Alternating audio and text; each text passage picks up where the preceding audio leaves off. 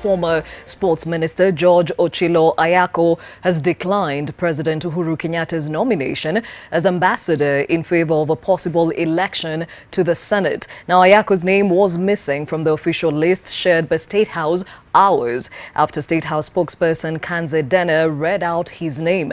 Ayacko says he wants to serve the people of Migori County in any capacity, and his interests fixed on the Migori senatorial seat that fell vacant after the sudden death of Senator Ben Okello Oluoch. Now, among those others nominated for different positions include politicians, ex-police chiefs and journalists. Former Director of Criminal Investigations Francis Ndegwa Mohoro has been nominated for an ambassadorial position subject to approval by the National Assembly. Now, former Deputy Inspector General of Police Samuel Arachi moves to the board of Tana and Athi River Development Authority.